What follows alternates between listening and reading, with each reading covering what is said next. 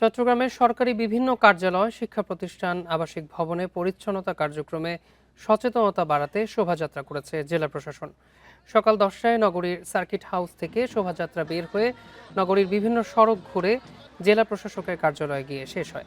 এ সময় বর্ষা মৌসুমে ডেঙ্গু মশার বিস্তার ঠেকাতে নানা ধরনের প্ল্যাকার্ড বহন করেন অংশগ্রহণকারীরা। রেইনবো অ্যাক্রোপ্লাস্টে অ্যাক্রিলিক এমালশন থাকায় মুছে ফেলা যায় যে কোনো দাগ সহজেই। Rainbow Paints.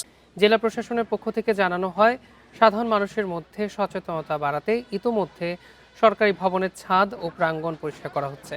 মহানগর ও জেলার বিভিন্ন স্থানে একযোগে এই পরিচ্ছন্নতা কার্যক্রম চলছে। পুরো বর্ষা মৌসুম জুড়ে এই কার্যক্রম চলবে। এছাড়া সবাইকে নিজের বাড়ি ও আশেপাশের স্থাপনা পরিচ্ছন্ন রাখার আহ্বান জানানো হয়।